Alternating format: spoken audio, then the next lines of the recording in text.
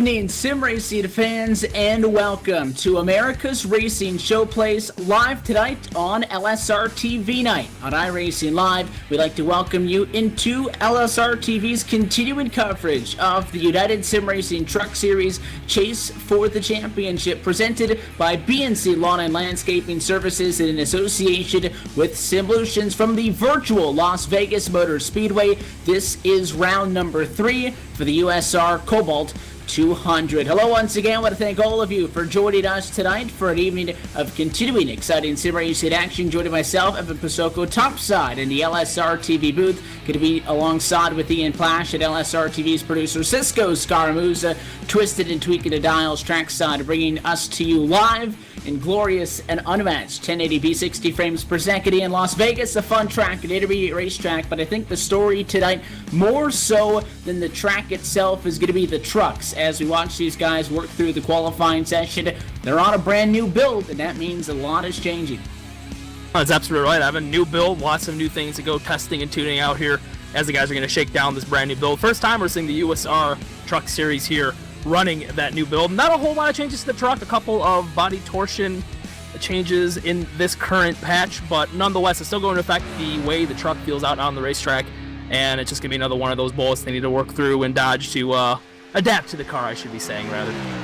Tonight's coverage on iRacing Live brought to you, as always, by BNC Lawn and Landscaping Services, LLC, based in Frankfort, Delaware. Check out BNC for all your landscaping needs, including turf care, mulching, snow removal, and more. Professional, licensed, and insured. You can contact Aaron Bennett at BC_lawn_and_landscaping at yahoo.com for more information. Our qualifying session is just about drawing to a close right now. It is 2-lap single truck qualifying with about a minute left. It is Jamie Walker at the top of the board, and that is a very familiar name if you have tuned in with us before on Saturday evenings. A couple of other trucks putting down their final times, but that means we're about set to rock and roll for 133 laps this evening from Las Vegas. So in order to get tonight's coverage officially underway, we'll toss things down now trackside for tonight's opening ceremonies and Jaden Berkey for the performance of our national anthem.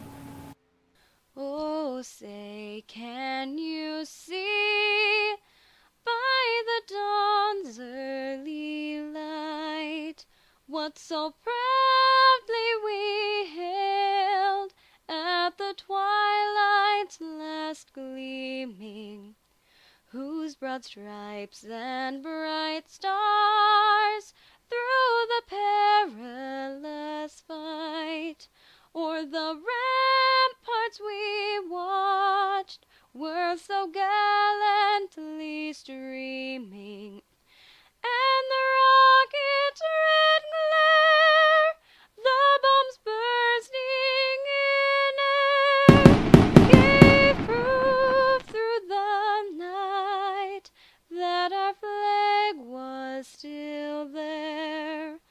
Oh, say does that star-spangled banner yet wave o'er the land of the free and the home of the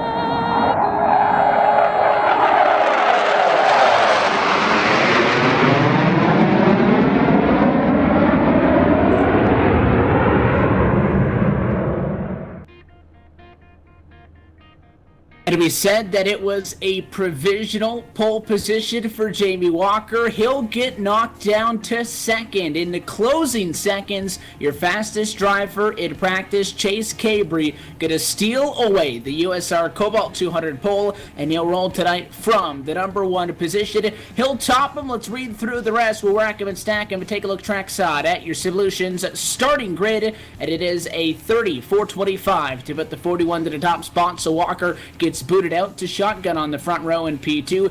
Daniel E. Eberhardt going to start tonight in a solid position in 3rd, with Christopher Hurlow 4th and Greg Mall in P5. To his outside in the number 6 spot going to be Aaron Bennett. James Thorndike, Tommy Ryan back in 7th and 8th in row number 4, and 9th and 10th to Jared Treese and Ashton Crowder. Tim Matthews will come up in the 11th position, Paul Madison in 12th, Cody Gibson will be coming 13th. We have Tyler Hare in 14th, Brian Harvey 15th, Todd Kirkwood in 16th, Sal Accardi in 17th. Steve Gottschalk will come in 18th, Mark W. Wilson 19th, and Brian Cutts rounds out your top 20. Scott Stanley, the Battlefield 4 Toyota, going to be the next driver to the inside on row number 11 at P21. 22nd to Michael Pricer. Keith Butt, 23rd. 24th, Scott Dockery. Derek Wortley rounds out your top 25 qualifiers. P26, final time in queue to Jeff Rod. Provisionals will be tossed out to Stephen Herring and Terry Randolph for a possible of 28 trucks. It looks like 27 or so are going to be able to take the green. So the lights go off on the pace car. We take a look at some of the characteristics of this Las Vegas Motor Speedway. 1.5 miles in lengths, the banking up at 20 degrees. What is going to be the key, and besides getting a grip on the changes to get the W here tonight?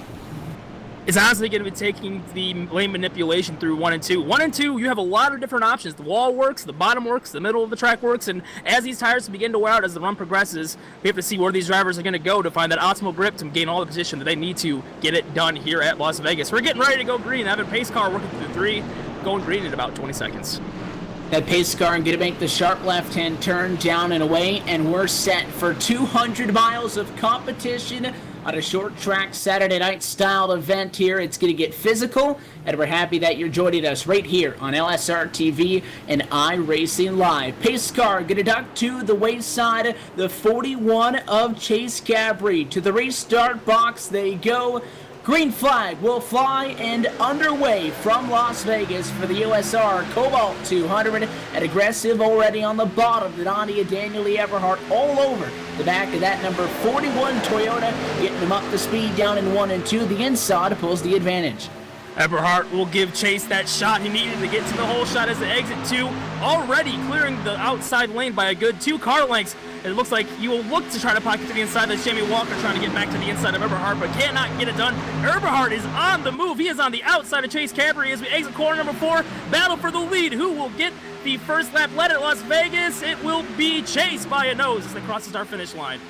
And he uses that apron to his advantage. He'll get him 18 100ths of a second. That apron could become a factor later on tonight. Not going to be a typical line for 41. He wanted that bonus point for leading the number 1 lap, but in fact, they gave it an advantage. He leads off a 2, but the crossover, this time the Dondi on the bottom, and not enough for the 41 to go on the defensive. So first lead change at lap number 2. Daniel E. Everhart takes it from Chase Cabri. They'll swap out 1 and 2, and now your championship leader through 2 races, J.B. Walker, into the conversation at Mountain Dew Chevrolet. He looks topside on the 41 and 2. Daniel Everhart definitely putting down the statement. Maybe not 100% throw with this qualifying effort there, but he made a very quick move, getting up to the lead. 1.5 laps is basically all it took. As now Jamie Walker, as you mentioned earlier, your points leader working on the outside of Chase Cabri 3 and 4 once again. Give the advantage to Jamie Walker as we exit corner number 4.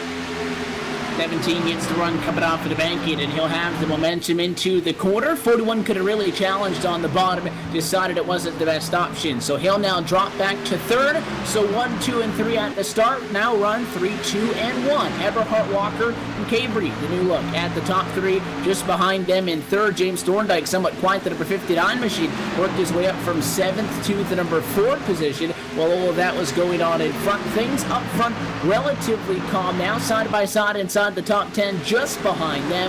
The 7 of Cody Gibson, the 28 of Jerry Treese doing the battle for P9. That's door-to-door in 1. Looks like Cody Gibson will still be holding the bottom side in the middle of 1 and 2, but that outside, Jared Treese is really going to get that optimal run and exit. And as I was mentioning before we went green, 1 and 2 here at Vegas is a very dynamic set of corners as we go through this track. It's probably one of the more opened options you have available to getting a lane here in the iRacing service. All kinds of great different paces on that corner you can choose to run, and there's all kinds of speeds all over the places. Looks like now Cody Gibson will get that little bit of an advantage coming out of 4. That's going to make a little bit of progress on that outside lane. 28 will yield, so move Cody Gibson up to the 9th position. Very close, that was the exit. And the 28 going to get all the way up to the bumper and say, hello, I'm not gone. And opens up the bottom for the 19 of Tyler Hurd to power up the inside. This battle going on about 2 seconds behind your leader and the 19. Give him a spot. So Hurd from P14 to P10 with that move. And then 39, Sal Accardi physical up the bottom, almost made contact with that 28 machine. Treese came all the way down to the passenger side door, and that'll be the third spot he loses in 2 laps as Accardi now goes 17th to 11th in just the opening 7 laps of competition. There was a small battle in front of these guys as we traced that side by side. James Thorndike, Greg Mall, as well as Aaron Bennett, 4, 5, and 6 were doing a little battle as well, and as we saw back there, it was the same inside the top 5. The outside is where all the passing was going on, but we just saw 3 cars take away a spot on the bottom from the number 28 machine, so it's a very fluid situation. More passing going on in 1 and 2 than 3 and 4. Yeah, curious to see what happens as the rubber starts to get put down on this racetrack, whether or not that's going to be more favorable to that outside line, especially through 3 and 4 as well, because right on the exit of 4, it's a very slippery spot. A lot of sunlight getting beamed down on that portion of the racetrack, and that really puts down a lot of rubber, opening up the option to possibly make some passes on the high side as they exit that corner. But for now, very much a one-lane racetrack through 1 and 2, 3 and 4 especially, as we were working on the earlier stages of the race. Total of 27 drivers took the grid. The one driver that is missing from that, Terry Randolph, practiced, did not qualify, and he is not currently in the sim, so it looks like he will get a DNS for this USR Cobalt 200. Good battle in the works for the number 3 position. The guys in front of Chase Cabry relatively spread apart. However, Jamie Walker is looking to make it a battle for the race lead here in just a minute, because the leaders are down to 0.2 of a second. Just behind even at 33 of Bennett, you got Thorndike side by side. Greg Mall going up the bottom of the racetrack, trying to make a move inside. Obviously advantage into the corner. The outside keeps pulling speed as they come flying down off the banky and get a big run into the corner. Those guys will stay door to door, just as Bennett has to regroup and try to take another shot at Chase Cabry. So single file inside the top 4. First battle is for P5, and Mall all the way to the inside grass that time through the tri-oval, trying to get an advantage. As it looks like it's a battle for that 3rd position. We'll get back underway. Aaron Bennett, last week's winner at the Atlanta Motor Speedway here at the USR Truck Series, looking to make some noise as it gets to the inside of Chase Cabry into corner number 3. Chase is going to go ahead and yield that position over as they enter the corner. Very smart bit of driving from Chase. He's been doing that practically this whole entire run. Just looking to save his stuff here as the laps continue to tick away. Now 11 laps completed here at Las Vegas. Still plenty of action still to go, but Daniel Eberhardt got to the race lead, and he was enjoying the clean air up there, but it's no longer lonely because he's got the 17, the Mountain Dew Chevy, Jamie Walker, Winter Series champion, coming up, but he's coming up very quickly. Car in the fence a little bit back in the pack. The number 28 machine, Jared Treese. He meets the outside wall down the Nellis straightaway. He'll lose a couple of spots with Gottschalk and company tagging up on him. Looks like Brian Harvey, Keith Button, Scott Simley all joining on that, but that is well behind the battle for the race lead, and you ride on board with the car that's chasing your leader down. Jamie Walker, P2 on the grid, fell back, now back into the number 2 position. He is closing on Daniel Eberhardt. We're shaping up to see a battle here within the next 2 laps. Yeah, your USR Truck Series leader Jamie Walker has been very slowly and steadily closing that gap to Eberhardt. Eberhardt pushing it very hard early in the run, so kind of can't help but wonder if possibly he started burning off that right front tire just a little bit, getting a little bit of reconnaissance from some of the drivers earlier on in practice, saying this setup very tight around the racetrack, especially trying to pin it around the bottom, so that could very well affect just how their trucks are going to be handling as these runs progress. Chase Cabry is going to get back around Aaron Bennett for that 3rd position once again, as we were just speaking about that battle for the lead. But so far, throughout the whole entire top 5, pretty much single file as we continue to work on it. The 41 to 33, they agree to disagree because they'll swap that out again, and the draft is allowing the 33 to stay in the conversation. You see the 41 of Chase Cabry, he stays up above the white line. The 33 ducks down, tries to dig and get a little bit closer, but so far, everybody inside the top 7 started. Inside the top 7, race leader Eberhardt, real tight off of corner number 2. I don't think he caught the fence, but he got just about as close as you could. Lost tons of time. That just coming about half a lap after Jamie Walker lost a lot of time, and now the 17 is right back there with an half a truck length as the battle for the race lead continues now at lap number 16, and you're looking on the back bumper of the Bernardi Chevrolet Silverado of Eberhardt, and Walker's there. You're starting to feel the heat. Yeah, and it just comes to show you what happens when a little mistake happens in these trucks. Very low horsepower compared to most of the other stock cars we have in the higher division oval side of the iRacing service. And one tiny little bob, one little mistake, it breaks your momentum. And in a car like this, momentum is absolutely everything. As you saw, basically that 6 or 7 car length gap, which Daniel managed to regain over the course of the last lap or two, just completely closed back up. And as you can see, Jamie Walker right there, but don't look now. Chase Cabry also looking to make a statement here for this battle for the lead. Cabry, a big talent on Saturday nights in these USR trucks. We've seen a lot of that this season. We saw plenty of it as well over the winter with the USR Snowplow Truck Series, and he is hauling the mail. And again, the top two were 9/10 out in front. They both had mistakes. Here he comes. Bottom of the racetrack, side by side for second. Cabry to the grass. He'll slide back up half a truck in front of the 17. Walker's going to try to wind it up to fight back the 41. He'll brave the bumps on the bottom. Does he slide up and shut the door? Yes, sir. Up to P2 goes Cabry. It just shows what happens when you save your tires just a little bit. You saw Cabry intentionally giving ground up, bringing his pace back just a little bit, and that saves the tires for this portion of the run. And just like that, Cabry is absolutely on the charge. In the grass. Up the ground so fast that he goes through the grass a little bit down that front straightaway. Cabry looking to get that lead as he'll dive to the inside of Daniel Eberhardt as they enter corner number 1. Good racing action at Las Vegas. He's not saving it anymore. Hard drive in. The Nandi advantage to the top side, though. Can he get clear down the Dallas straightaway? It's close, but the 41 going to keep it nose at the left rear. Can he get back to the accelerator in time? The 90 machine on the outside, not giving it up without a fight, but Cabry not going to roll over either. And you see he's down on the apron. Last time, those left side tires were in the grass, and he got about just as close as you could get that time. Great battle. The problem is, you go side by side for 2 laps in a row, you're going to let the guys behind you catch you. Jamie Walker, not all that far back in the conversation, as now finally Eberhardt gets the advantage down the back. The 41 secedes and swings back in behind him.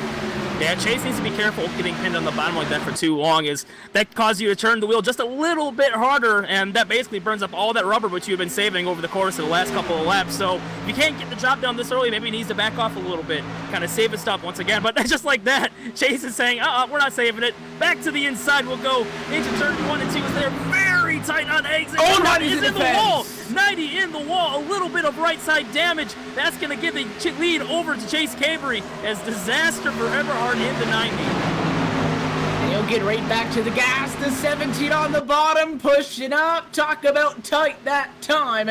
And just after being in the fence at a 2, Eberhardt going to hold off the 17, and it'll be Walker and Bennett fighting side by side for a third. But I'll tell you what, that was good, hard, clean racing for the race lead, and there was no contact. Sure, the 41 was up a little bit, they get into each other, but Andy just ran out of racetrack. There was maybe an extra inch or so for that truck to fit through there, but that's all he had to give him, and Chase Cabry worked him over to the point. Again, your pole sitter lost it after just the opening lap. It takes to lap 21, but he takes it back and starts logging laps led as well. Cabry now goes back into P1. Eberhardt falls to second, and it'll be Aaron Bennett, the number 33, started P6 and now in third. His exalted Chevrolet beats out the Mountain Dew machine of Jamie Walker for third, and now you have to wonder how fast is the number 17 machine going to slide back, because the 12 of Greg Mall swinging up the bottom of the racetrack coming after him. And it looks like Jamie Walker could have very well used up his tires here, and pit stops should be coming rather soon, so there will be a little bit of relief coming for that 17. It's easy to get all over the back bumper of Greg Mall, trying to get them back up to that battle for the lead. But mentioning it earlier, Aaron Bennett working his way forward now. It seems that he is now the fastest vehicle on the racetrack, as he's going to start getting to that back bumper of Daniel Eberhardt, trying to work him over and possibly retake that second position. Eberhardt with that little bit of right front damage. Who's to know if that's really going to affect him? We'll have to find out as we get that new tires, if that aerodynamic aspect of his vehicle is at all damaged. But so far so good. Looks like it has not lost too much speed. I'll tell you what, I thought that Ani was screwed, but he got into the fence because they went down to turn 3, and he had 3 drivers lined up on the inside. He had Bennett, Walker, and Mall, single file going to the bottom, and it looked like the freight train was going to blow open, like we saw earlier in this race, really, with a couple of guys getting stuck at the outside of the racetrack, more so down in 1 and 2. He got back to the gas, though, and more importantly, he stayed P2. He didn't let that bottom to get blown wide open, and because of that, he's able to maintain that number 2 position, and it keeps Bennett behind in 3rd. How about Tommy Ryan? P6 right now on the racetrack. He started 8th. He's under fire. Cody Gibson up 6 spots so far. He wants more to the bottom, and behind him, the 19 Tyler Herr from 14th to P8. He'll also swing to the bottom, try to get inside. 7 gets clear, but too high off the racetrack sideways. He'll kiss the fence, and he loses 2 spots instead of gaining 1. Yeah, that little group of 3 has been under a dinner napkin for the last 5 or so laps. Tyler Herr and Cody Gibson have been making moves as pit stops underway. Jamie Walker, Greg Mull, Aaron Bennett, all into pit road. This is an early stop for these vehicles. We always talk about how pit strategies sometimes can be determined by tires. I'll tell you what, they weren't racing like it looked like they needed tires, but they're coming down for service now, just 27 laps into competition, and it is noteworthy that, again, these guys are running with a 60% fuel cell. So they are limited on the distance in which they can go, but coming down at lap number 27 is most definitely a very early swing of service. Cody Gibson going to be the only driver this time by on lap 27. The drop down from the top 10, he comes in from the number 5 spot. Yeah, it looks like 4 tires and fuel will be the name of the game for all 3 of those vehicles. Trying to look towards the front of the pack to see if anyone else pits, and it looks like we actually have Cody Gibson in the 7 working his way down pit road now. He'll make it way to the pit stop. So will Jared Treese. A little bit of right side damage on that vehicle as he will exit the pits. But so far, it's a little bit early to say if these bits of pit strategy are going to pay off, but you could be trying to spread out that speed you have in these tires. As I said, it does wear off ever so slightly, and towards the end of the run, it really starts falling off. So if you can split your runs up ever so slightly, you know, the 3 or 4 extra laps may not seem like much, but that can be worth 2 or 3 times per lap as these runs go on. The last time by, Chase Cabrey put down a 32.1. His best lap on fresh tires was a 30.8. So you're looking at a second and change, about 1.3, 1.4 seconds of fall off from what we've seen so far tonight. Cabrey's partner behind him going to duck down to the pit lane. Daniel Eberhardt comes down. This is a case where you like the short pit call because you get back out there and you're on the fresh tires while these guys are still out there on old tires. Cabrey, no intentions of coming down to the pit lane quite yet. He had 4 laps after the first drivers came down. You like that call for the race leader? It's very tough to say when you have that many people who are so close to you kind of trying to dictate the pace by pitting earlier. It's almost a bit of a smarter move to probably pit a little bit earlier and stay on sequence with them, because as you can see by those speeds, he is well off what the guys just got tires. But if it might end up paying off in the long run, if he's able to maybe have 1 less pit stop than the rest of them, that can be worth many valuable seconds. And at the very end of the race, if this goes green all the way to the end, could be the winning move. I will say that we like to talk about drivers that play the strategy card. Cabrey's not alone. Tyler Herr's out there. Tim Matthews is out there. Simley, Preister, and company. Still 9 drivers on the lead lap yet to complete service. I don't like what I see guys inside the top 5 pulling the strategy call, because I'm like, okay, you're in a good spot. If it ain't broke, don't fix it. But I've learned over time to not doubt the strategy calls that Chase Cabrey makes, because he knows a thing or two about what he's doing, and he's got himself in victory lane by making these calls before. He'll be pit side this time as he comes over the radio at the team and says pit stop at lap number 32, and it sounds like a couple of the guys behind are going to agree with that and come down with him. Question is, how much time does he lose by staying out those extra 6 laps, as he's much more aggressive onto the pit lane, passing one of the slower trucks and already ducked down in Eric Wortley. Ooh, he might have been speeding. He crossed the line pretty fast. I believe the pit speed limit here is 50 miles an hour, and at the line he was doing well over 60 as he hit the line. So gotta see if Iverson throws on that 15-second time penalty, the speeding penalty, as he enters his pit stall. That could very well ruin any bit of strategy. Meanwhile, everyone else behind him also making their way into pit road. You're gonna see the difference that crawling all the way out to the end of the fuel run is gonna make here, because these guys in new tires have caught all that ground back up. We know it's going to be 4 tires at fuel. That's going to be at least 14 seconds. Does the Ford would have a penalty? Unofficial speed in 58 miles an hour, but there is a little bit of leeway, and he's good. You talk about stretching it, though, and making it close, but Chase Cabry, good caution flag flies just as he comes out of the pit lane, and just moments after the Nandi of Daniel Lee Everhart passes him on the outside of the racetrack. Cabry was nowhere near up to speedy, and so the Nandi passed him as he was just exiting the pit lane. Really tells you how well that short pit worked. Hurd was on the pit lane, and it looks like the caution flag going to come for the number 9 Chevrolet of Scott Dockery. Single truck accident down the back straightaway. It looks like he may have been having some technical issues on his end as his truck was blinking pretty heavily to the middle of the corner, and then as he got to the exit, we see him into the wall, bounces off of it, spins around as you're going to be seeing here on the LSRTV replay, but surprisingly only a one-truck incident with many, many vehicles coming in very fast behind him. So we got to see how this is going to shake out that strategy. We got to get the guys coming around to cycle all the way through, because this is definitely a shake-up. Many guys caught a lap down. We'll shuffle the running order, be back to you in a moment, but right now Tyler Herr was out in front because he stayed out. It's going to be a shuffle at the front of the field from Las Vegas. You're watching LSRTV's coverage of the United Sim Racing Truck Series presented by BNC Lawn and Landscape and USR Cobalt 200 under the first caution flag of the night at 99 laps to go. More coverage continuing on the other side right here on iRacing Live at LSRTV, the voice of sim racing.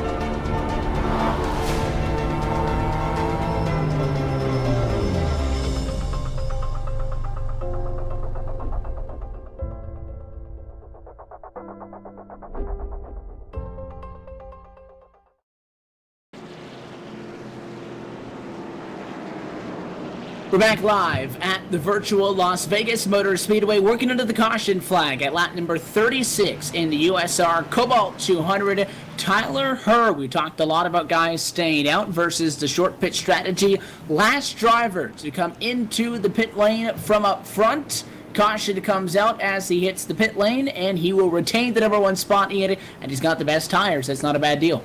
No, that's not a bad deal at all, Evan, and that really pays off because right before the leaders in front were pitting, he was back in about the 7th, 8th, 9th position pretty much the entirety of that run. That's going to put him right up to the front of this field with fresh tires and the exact same tires as everyone else, so that's going to be a good net game of at least +9. I'd say that's pretty favorable, and sometimes you got to gamble when you're at Vegas. We're 2 races into this 2016 championship. There are 30 races and a chase at the end of it all, but you take a look at the championship standings right now, and these races matter. Jamie Walker topping Tim Matthews, Aaron Bennett, Steve Gottschalk, and Ashton Crowder inside the top 5 at points. Bennett winner from 1 week ago, just outside the top 5. You got Christopher Herlow, who took home the checkered flag at Daytona. Top 6 races, though, in this calendar are important because one of the great partners here at the United Racing Series is Simlution Simulation Solutions, and they have a great deal in place right now where the points leader through the opening 6 rounds of this 2016 championship are going to walk away with a play seat sim racing rig to be awarded to that points championship leader through 6 races. So strategically, Ian, you want to take it easy, you want to feel out this season, and your ultimate goal is to qualify for the chase for the championship. When you got a prize like that on the line, thanks to one of our great partners at Simlutions, these first 6 races, you're going to race a little bit harder because everybody wants that. Oh, and as you've seen here on LSRTV, these races have been very, very exciting. These drivers really very well know about this prize that is on the line, and it's causing some very aggressive driving. We saw it at Daytona. It was an absolute brawl that we saw. Like, many of these drivers were doing things you probably wouldn't have seen unless they had that kind of a prize up for grabs. As you said, it's a 30-race long season, and you think in that kind of a season, you're thinking about longevity here, but these very first 6 races, that's quite the opposite. It's pretty exciting stuff.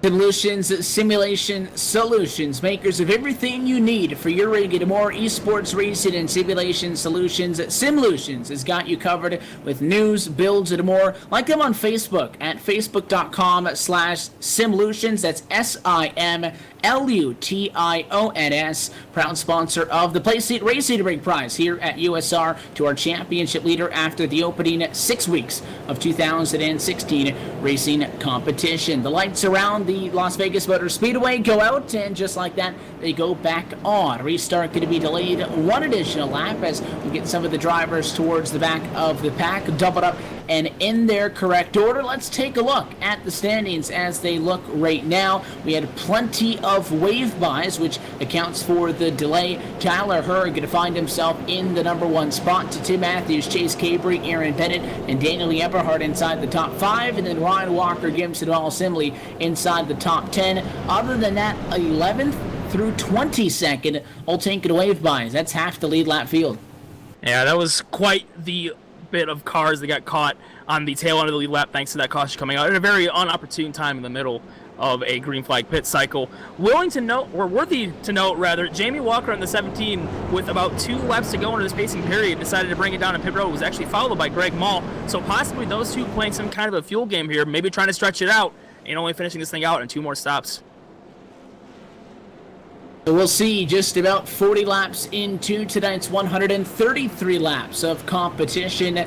Well shy still of the halfway point, but closing in on the 1/3 distance as well in this event. So we'll see how the strategy plays out tonight. But the caution flag here, a couple of guys on the lead lap. P5 at the back. Cabry, I think, was the first guy that did come down. So really 3rd on back. All on fresh tires anyhow, because they had such an advantage to have everybody behind him have to take the wave buys. So it's almost like we hit the reset button. 39 laps down, we go at it once again. There's plenty of fresh Goodyear Wranglers inside of the top 10. The American Childhood Cancer Organization, Ford Mustang GT, going to make that sharp left-hand dive bomb to the bottom, and we lead with the number 19 to the American Ethanol Go Zone into the restart box. Green flag flies, back at it in Vegas.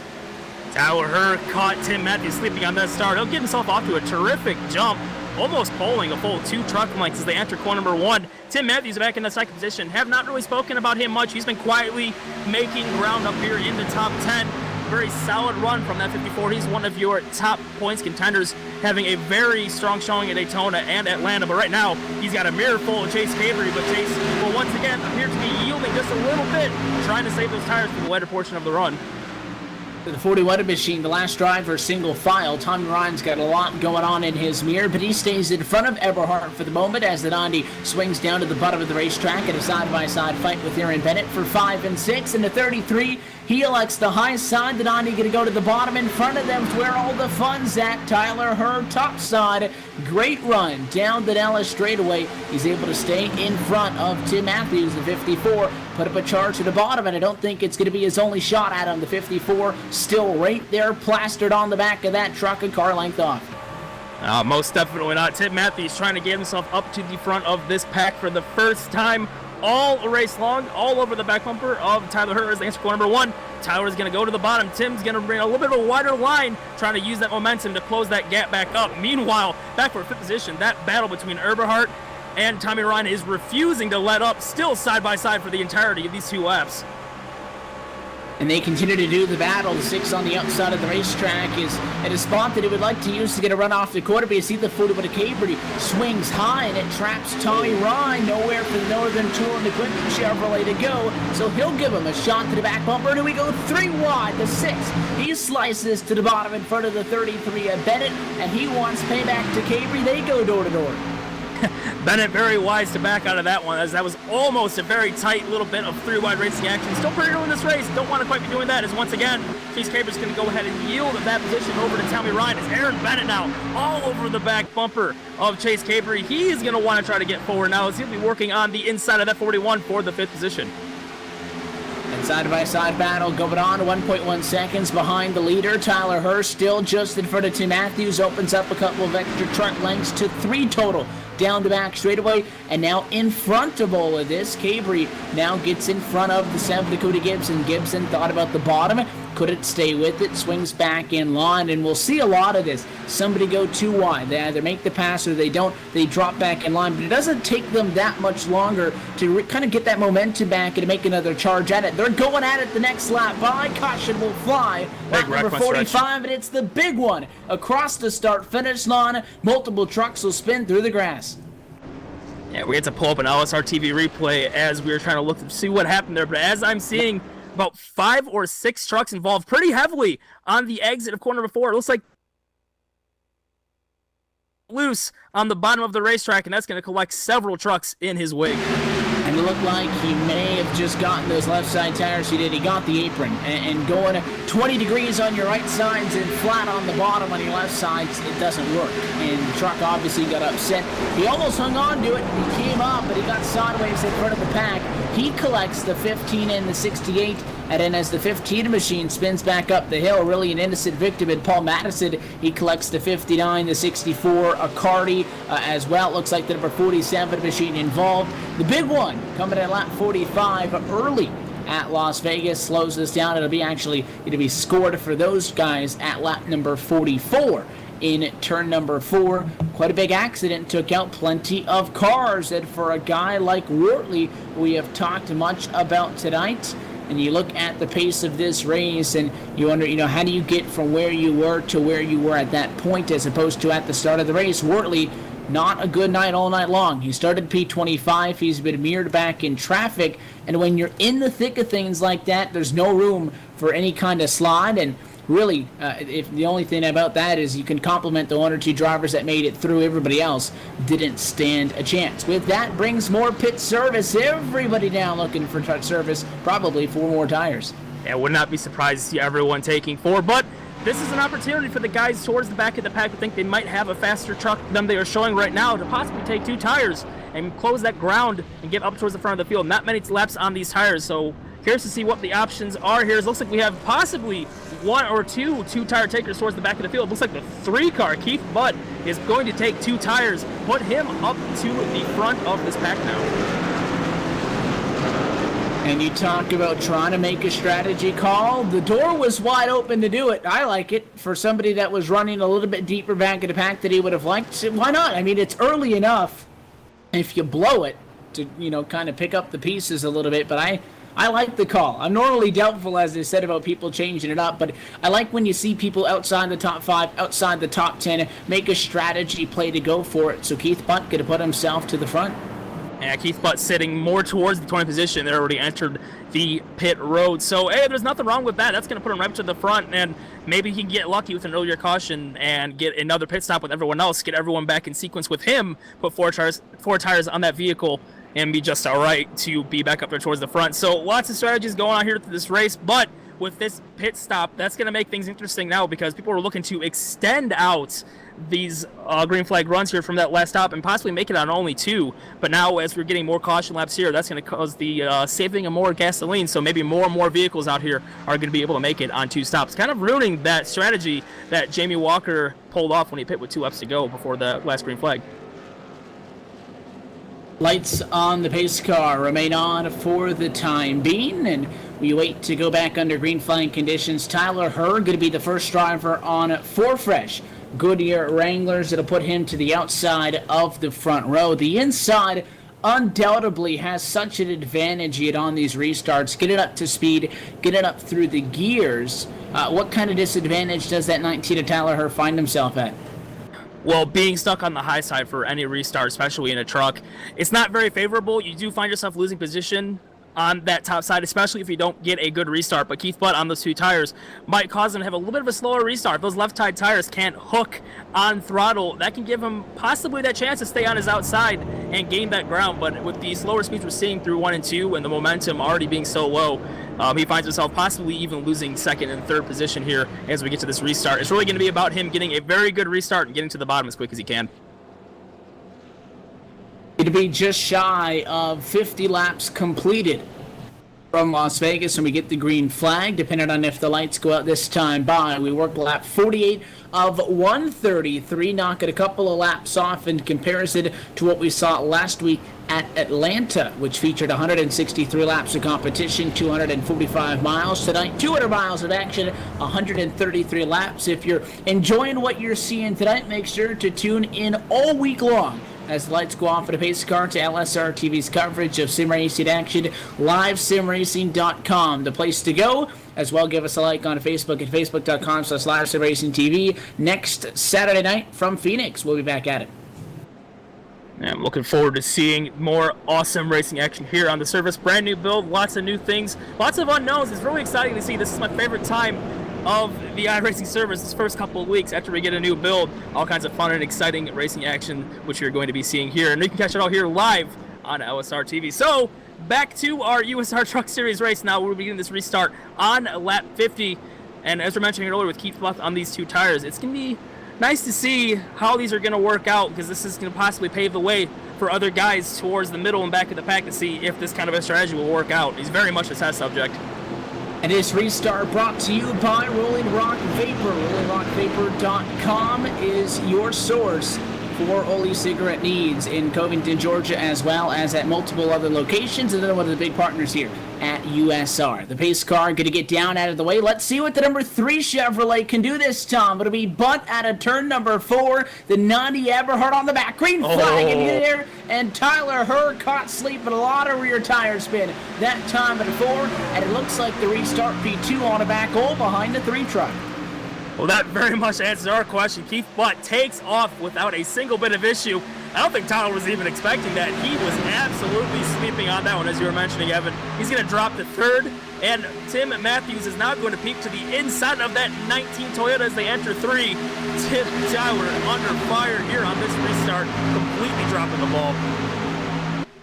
And side by side behind as the 19 tries to stop the bleeding. Eberhardt gets clear, and it's good news because you'll see the 4 tires have the obvious advantage versus the 2 tires. And he is hauling the mail, and no problem. Swinging to the outside, 175 off the corner. Butt shuts the door. Eberhardt crosses him back to the inside. Side by side for the race lead at lap number 51. Caution will fly just as they get nose to nose, and it's a huge accident down the back straightaway. Jeff Ryan, oh my goodness, the number 88 Chevrolet up and over multiple times. That truck is absolutely destroyed, as well as heavy contact going to be on Paul Madison's number 15. Wow. Evan, it looks like we don't need to be in the nighttime setting of a racetrack to be seeing fireworks. Jeff Ryan in that 88 absolutely takes off down that back straightaway, almost clearing the lights, the top of the light posts that 88 did. Holy cow. Yeah, he got up about 35 feet in the air there, right about eye level with those lights. And what happened was it was a three-wide scenario. The 15 on the outside of Paul Madsen had the spot. I just don't think the 88 either A, saw him, or B, thought that he would continue pushing that into the corner. And he came up a little bit, and what happens is there's that access gate right there on the turn 3 wall, and it's a little bit softer on that gate than the regular on the regular safer barrier. So he goes into that safety opening gate, and then the truck slides all the way through to where the safer barrier opens again, and the nose was almost partway in the wall at that point, and it just kicks him straight up in the air. It stops him really, and then the 15 kicks him up. The 15 himself does about 3, 4, 5 flat spins, ends up nose first into the catch fencing down in turn number 3. Second large caution and large accident on the night. Slows us down this time at lap number 53. Yeah, really tough break there for Paul. Kind of caught up there when the car just got into that dead stop and really had nowhere to go. Just a really hard impact for both of those cars.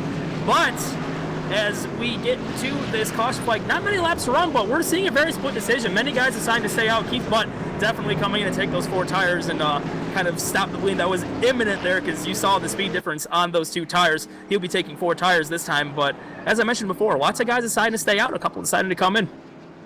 And it's the first time tonight we've really seen a big split difference on the pit lane. So far, outside of the number 3, it has been pretty unanimous on what the strategy will be. Keith Butt's number 3 Chevrolet did come down for service this time. I said I liked the call, but pretty clearly it did not work for him. So he came in, he took 4 tires, although he had actually retained the race lead. He'll go back now in the pack and have fresh tires and try to do it the old-fashioned way and fight up through in and out of traffic. This time by 53 laps down of 133 on the evening. It'll be 80 laps to go from Las Vegas. If you were with us last week at Atlanta, let's take a look at last week's race results presented by BNC Lawn and Landscaping Services. I mentioned Aaron Bennett, in the number 3 spot, in the points there, getting the win from last week.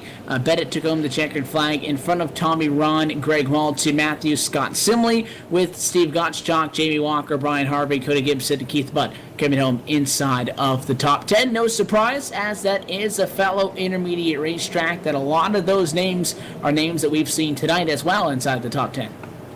No, absolutely. That 1.5 mile racing style is very much universal amongst most of the racetracks here on the service. So don't be surprised to see many of those same names up towards the front of this race the whole entire time. But now Aaron Bennett on that decision to come in and take tires, trying to look back to see where the 33 was, or maybe he decided to stay out.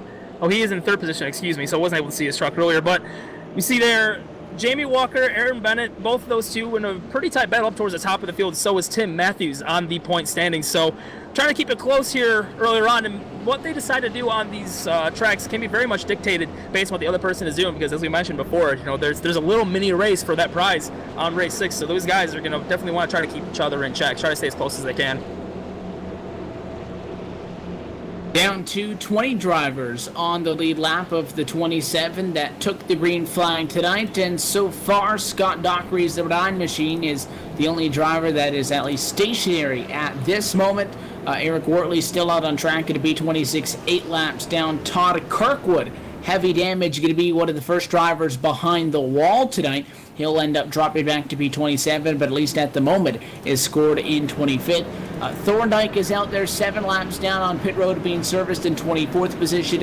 23rd, Jeff Rodney's on the pit lane being serviced as well. Paul Madison 2 laps down. Cody Gibson 1 lap down. Mark Wilson 1 lap down. But out in the pack, in the best position to get the lucky dog, if we are to see another caution, and a 19th on the back, Salicardi in the back, all the way up through Daniel E. Eberhardt in the front are on the lead lap. Yeah, so the lights on that pace car are going to go out now about halfway down the back straightaway. We are coming to the green flag, looking to square up here for another restart. So Eberhardt there on that quick run, I should be saying, was able to get up back to the lead, but Tyler here can be starting on the outside of the front row. Possibly looking for a little bit of redemption, try to get the better restart there and make a little bit of a better name for himself here on the restart game. Don't want to be caught sleeping twice in a row. And he's going to be on the outside again, so we'll see if he can learn from that last one, apply something to it. and get up and get going this time on the drop of the green. The pace car down and away. It's Eberhardt's field to control to the American Ethanol restart zone. He holds it back. Green flag flies underway, and a good jump on the outside of the racetrack. Going to be just enough for Tyler Hurt to even stay side by side all the way through turn number 1, but he'll be able to slot in behind if he chooses to into the corner, and they both get well out in front of third. Yeah, that was very close to what you would call a synchronized restart there. Hurt did a very good job predicting when Eberhardt would go. So right to the back bumper, he's going to go now for that race lead, but still got a long way to go in this run. Aaron Bennett to the inside of the 17. He'll be working up to third position now. Aaron Bennett trying to get back up towards the front. Mostly single file through the top 4. First battle on the racetrack is for that 5th position. Yeah, her traces the back of Eberhardt, but the side-by-sides behind him. How about Christopher Hurlow? Quiet night, all things considered, after he started to P4. Oh, that's tight. He slides up a little bit in turn 2 and's going to get out of the gas. It will allow J.B. Walker to hold on to the number 4 spot and, in fact, give an opportunity to Greg Mull to swing high side in the Miller Genuine Draft Chevrolet to the outside of the racetrack. He, though, can't quite keep up the speed in turn 3. He'll slot back in line as well. And 90 machine of Eberhardt, only driver inside the top 5 that time to go all the way down to the grass. You talk about wanting to save the tires, not doing it by driving that hard. Definitely not. That's not going to be doing you much good, but still got a long way to go here in this run. Just the beginning, he has the opportunity to back it down just a little bit. Got to go back to Christopher Hurlow, though. Your Daytona winner here in the USR Truck Series. Have not spoken about him much all night. He'll find himself in the 5th position now, just very quietly sneaking his way forward as we're now getting very close to the halfway portion of this race. And honestly, I wouldn't be surprised to see him getting up there and battling for that lead. Just with the pace he's been setting, working his way through this pack, would not be surprised to see him up to Eberhardt here for that lead within a matter of a couple of laps. Tyler Hurt, one of the bigger movers so far tonight. He's gone 14th to 2nd. The biggest movers, though, 17th to 9th. Steve Gottschalk went 18th to 7th. 23rd on the grid for Keith Butt, now back in a number 8 spot. And then Brian Cutt started 20th. He is battling for the number 9 position. However, it looks like Tommy Ryan will best him for that spot. Tim Matthews going to join the bandwagon as well. No break in sight for the number 4 Chevy. A little bit close to the fence that time as they go side by side in front. He'll also have to deal with Brian Harvey behind. That's a good battle going on outside the top 10. Let's look inside the top 5. Bennett got 3rd, but he's not sitting there comfortably. The 17 wanted to make a move on him, but before he could go to the bottom, there goes Hurlow back inside. It's a battle for 4th. Hurlow will continue to work on the inside of Tim Matthews as we get towards turn number 1, getting a little bit loose on that apron, trying to get that transition back onto the racetrack. That's got to be something you got to be careful about. The bottom of that racetrack, the apron, you can gain a lot of ground there, but that transition back onto that banking is very subtle and can be quite deceiving for your handling on the vehicle, as he'll once again try to get back to the inside of the 17 into 3, but will have to yield that position. So Jamie Walker doing a pretty good job at holding off the charge that he's seeing in his mirror out of Christopher Hurlow. And it's all about knowing that that truck behind you is there, but not letting that completely fill up what you're thinking about. You got to stay focused. You got to keep going. You can't adjust your line based on where he is, but you also have to protect. It's a fine line that you have to walk across, but for now they're playing nice inside of the top 8 single file. Behind them, I talked about Keith Butt. Well, he takes now P8 and now P7. Stayed out 2 tires, didn't work, went back, got 4 tires. Now he's hustling. He's back up to 7th after finding himself outside of the top 10 for the next restart. So he's doing a good job of making things better. Yeah, the fact that half the field decided to pit with him there after we got that quick caution after he had taken the 2 tires definitely played into his favor. He was back in about the 18th or 19th position when he decided to make that 2-tire call. And then after that pit sequence, just shortly after the restart, he'll find himself all the way up to the 7th position. So I would say that's a pretty good gain out of Keith. Now it's just going to be a matter of seeing just how much more ground he can take, but that 3 truck definitely on the move. Goes down to the apron again, tries to get the couple extra hundredths or thousandths of a second that it offers, and he jumps back up to the outside to swing his way to the bottom, down into the quarter. He is the biggest mover so far, plus 16 at lap number 64. It is still Eberhardt, still Hurd, Bennett, Walker, Hurlow, 1, 2, 3, 4, 5. Single file, but not spread apart at all. The top 6 within 9/10 of a second of each other. It's tight up front. We just wait for who's going to make the first move out of line. Got to start driving to the field a little bit. Chase Caber, we've been talking about him practically all night up inside the top 5. Just before we decided to go green on that last caution period, 41 came down pit road again, trying to take fuel, but that's going to put him all the way back in the 15th position. Maybe that's going to play a bit of favor all the way to the end, possibly stretching it all the way out to where he can make it on one more stop. And Chase doing a really phenomenal job at saving tires, as you saw on that green flag run earlier in the race. That could very much work out. We're going to have to see. I'll tell you what, though, that pit strategy back there is a strategy call, so hope that he can make it for one stop from that point on. Topping off, getting a little bit of extra fuel. That's all considering we go green all the way. And it is quite a gamble, but sometimes you got to go for it. The 33 drives it in hard to her. No contact, but they got just about right up on each other. Real friendly. That time down in turn number 3, the 19 wants to get away. The number 33 won't let him. It's a truck length at the start-finish line. 67 laps will go to the wayside this time around. With that, let's take a look at our iRacing.com midway race break, brought to you by BNC Lawn and Landscaping Services LLC of Frankfort, Delaware. Check out BNC for all your landscaping needs, including turf care, mulching, snow removal, and more. Race leader at the moment is Daniel E. Eberhardt to Tyler Herr in second, Aaron Bennett in third, and that's now a side-by-side fight inside of the top 5. Behind him in P4 is J.B. Walker. Christopher Hurlow rounds out your top 5 with Keith Butt in P6. 7th is Greg Mall, Steve Gottschalk at 8th. 9th is Tommy Ryan, and P10 is Tim Matthews. Aaron Bennett will complete that pass up to the second position as they work our way through the grid as they run right now. Brian Harvey in 11th position. Brian Cutts from 20th position will now find himself in 12th. Michael Priester in 13th. 14, Ashton Crowder. 15, Chase Cabre on that one-stop strategy. Salo Cardi in 16th. Scott Simley in 17th. Jared Treese will be in 18th. Stephen Hartley in 19th. The last car on the lead lap. First car one lap down. Mark W. Wilson in the 20th position. From there on back, he got 21st, Eric Wortley, Cody Gibson 22nd, 23rd, Paul Madison with Jeff Ryan, James Thorndike 24 and 25, and then Todd Kirkwood and Scott Dockery in 26th and 27th. But it is Eberhardt in front of the field. Keith Butt picks up another position. He gets around Greg Mall, moved the number 3 up to the number 6 spot. Bennett and Herr as well continue to fight behind them for second. We'll take this opportunity, step away, go LSRTV non-stop, so you don't miss a moment of the action. Eberhardt, your leader, through halfway in the USR Cobalt 200.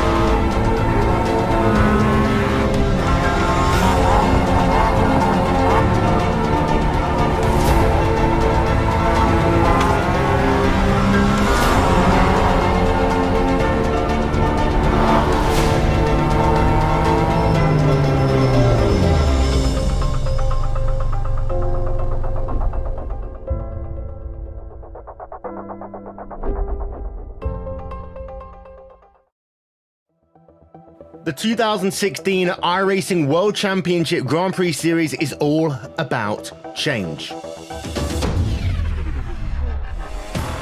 New teams, new drivers, new tracks, even a new logo. And oh yeah, there's a brand new car. After 5 years of competition, we say goodbye to the Williams FW31 and we say hello to the McLaren MP430.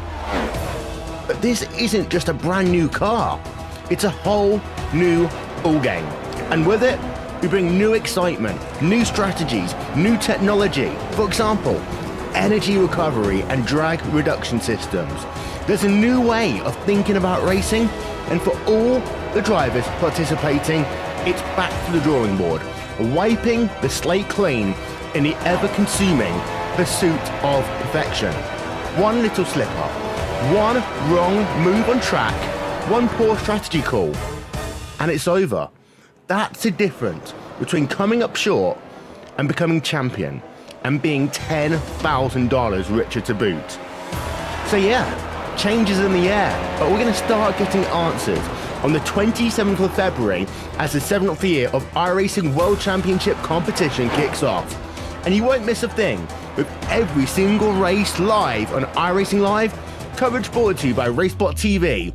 So join us fortnightly from 1:30 p.m. GMT.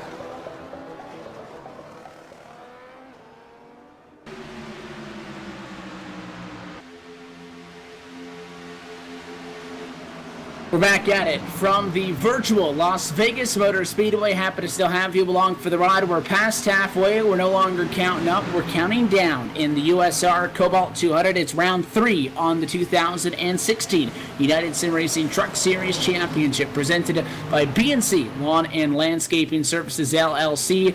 Evan Pasoko, Ian Plash topside with you. Cisco Scarmoza downstairs as we work into the final couple of runs of this competition. And it's Eberhard in front, but side by side for P2. Tyler Hurd takes it back from Aaron Bennett on the bottom. 19. He'll slide wide into turn number 2. All the way to the fence. Almost gets it. He hangs on, and somehow, some way, he stays in front of Aaron Bennett.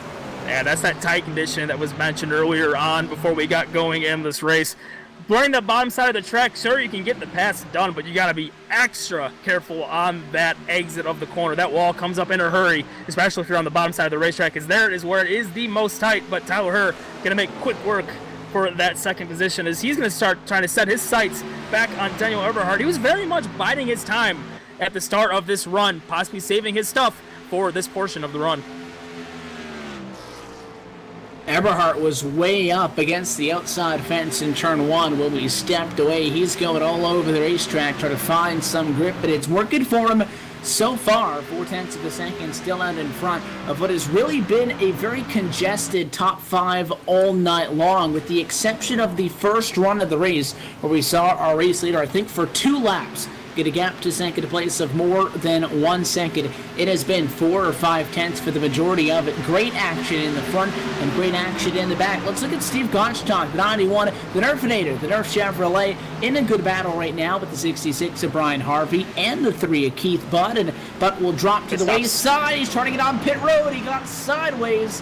He'll be able to gather it up in time. That was more of an audible because Daniel E. Eberhard comes in and everybody follows.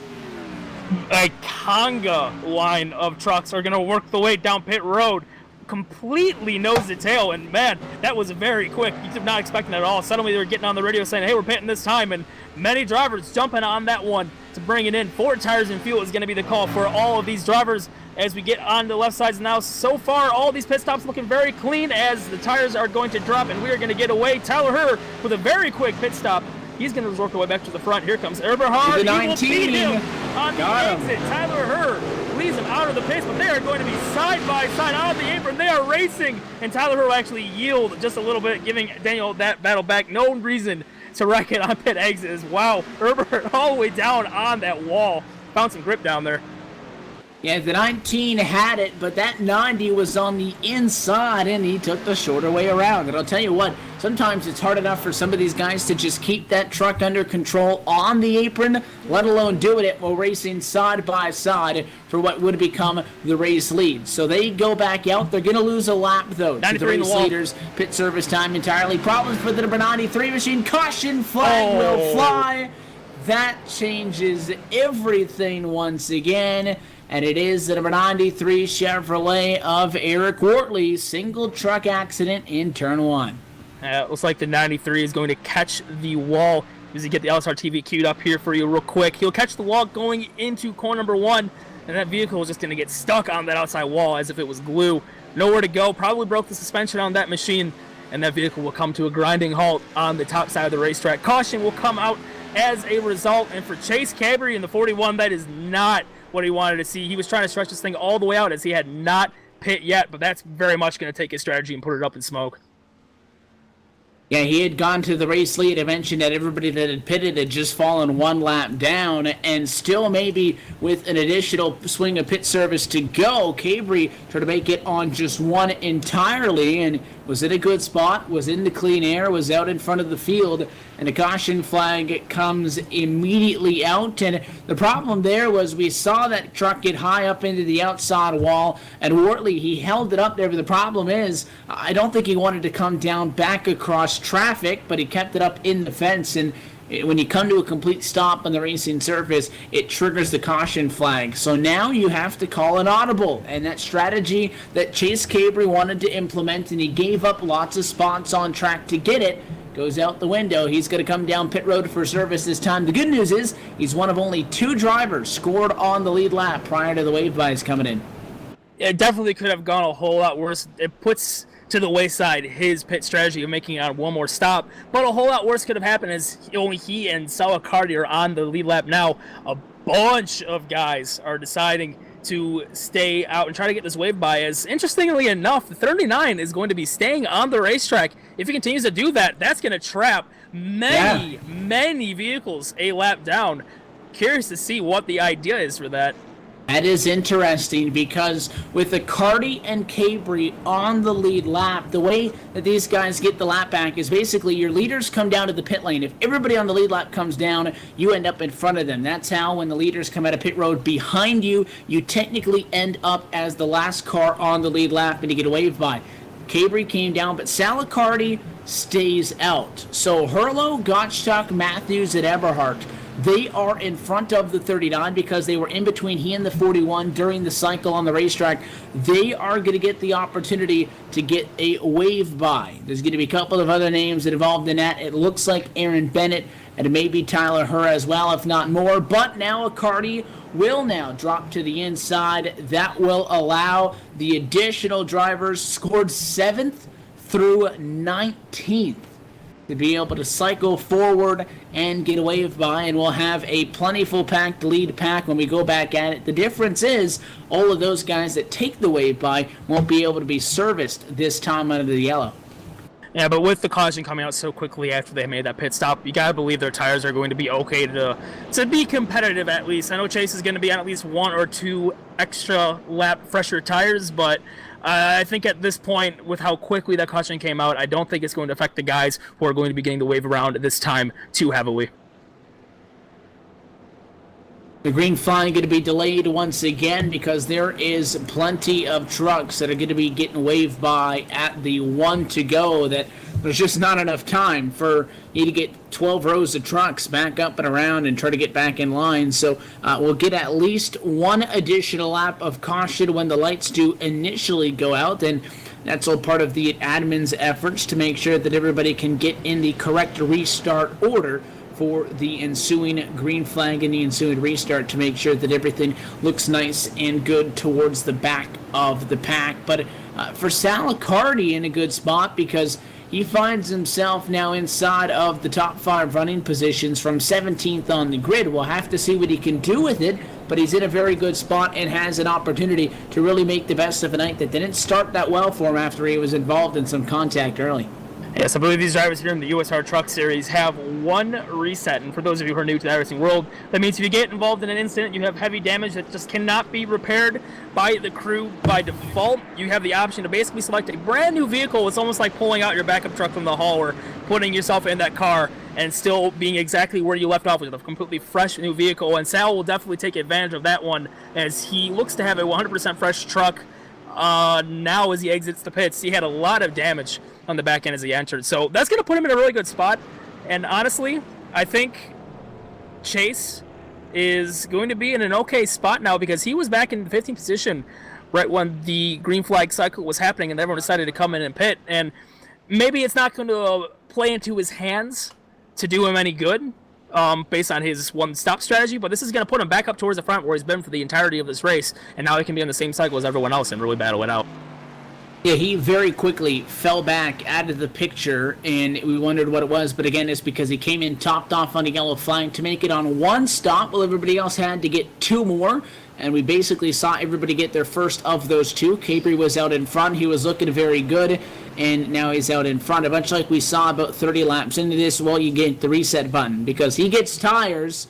He's now back where he started, P1.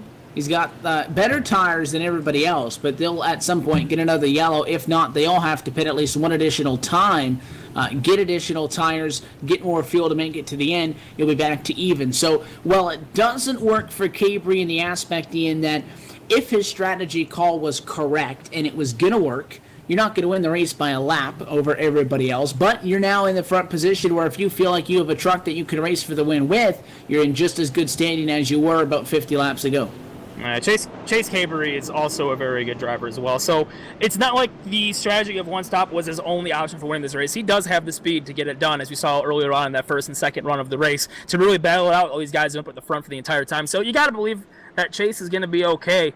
On this restart, though, as a pace car is going to have its lights turned off. Got to look back towards Daniel Eberhard. He's going to be restarting the 6th position. You got to believe after what we saw earlier on in the race, he is going to be looking to get to that front in a hurry. That should be very exciting to watch.